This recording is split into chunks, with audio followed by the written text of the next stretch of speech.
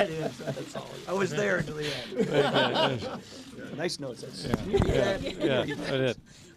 Thank you, Mr. Speaker. Thank you to the Speaker and to the leadership for the warm welcome today at the House Republican Conference. I'll be meeting later today with members of the Senate at their weekly luncheon.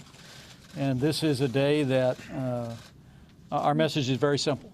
On behalf of the President-elect and on behalf of all the leadership, that we are 16 days away from the end of business as usual in Washington, D.C.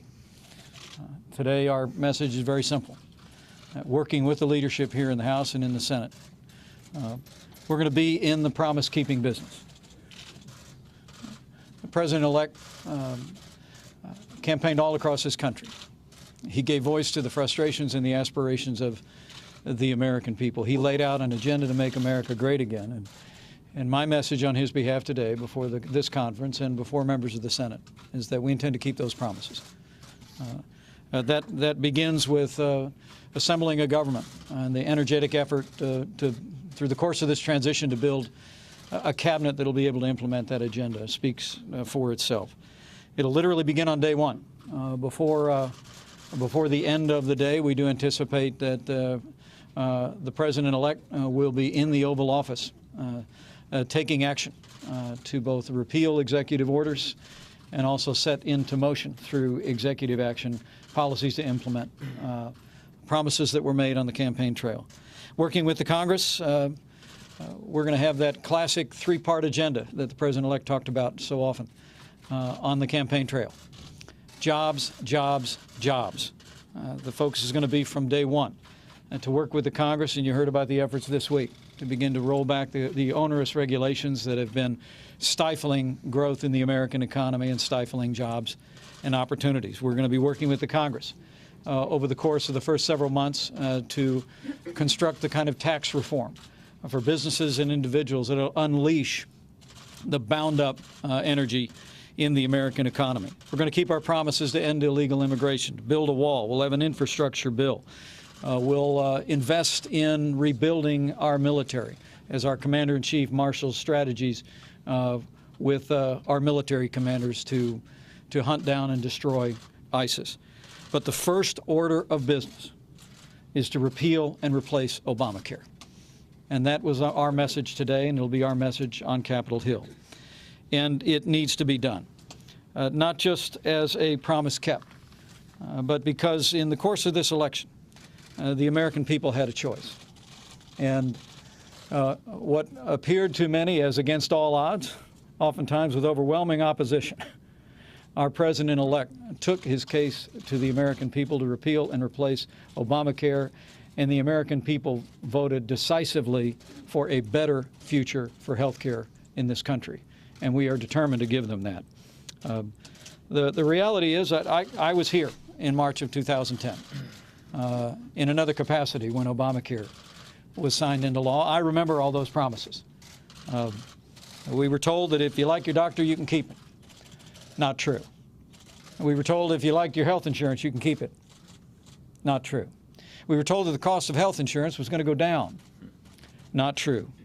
The reality is today, premiums this year are increasing by an average of 25% in some states. In Arizona, premiums went up this year 116%, 63% in Tennessee, 53% in Pennsylvania, 40% in North Carolina.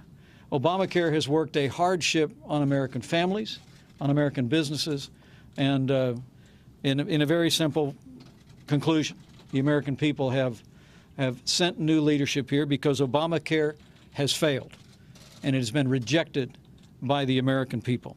But now it's the time for us to keep our promises. Step one will be to repeal Obamacare. But as the President-elect said today, and I admonished members of the House Republican Conference today, it's important that they remind the American people of what they already know about Obamacare, that the promises that were made were all broken. And I expect you'll see an effort in the days ahead to talk about the facts around Obamacare. And secondly, of course, is to begin that orderly transition to something better. The truth is that the commitment that the President-elect made was to repeal and replace Obamacare. And as he said this morning in a tweet, it will be important that we be careful as we do that we do that in a way that doesn't work a hardship on American families who've gained insurance through this program. It doesn't work a hardship on our economy.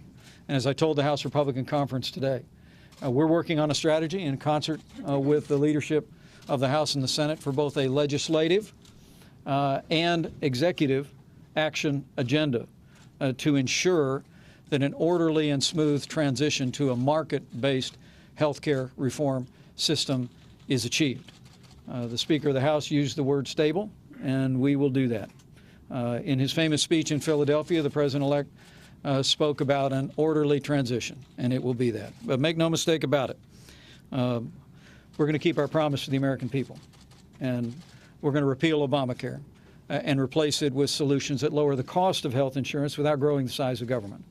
Now, there's a broad range of ideas about how we do this, and Republicans have been offering those ideas again and again, literally every year since Obamacare was first signed into law. We're going to be working with Dr. Price, both before and after his confirmation when he steps into the role at HHS, working with the Republican leadership in the House and the Senate to bring forward those solutions and to take the case for those solutions to the American people.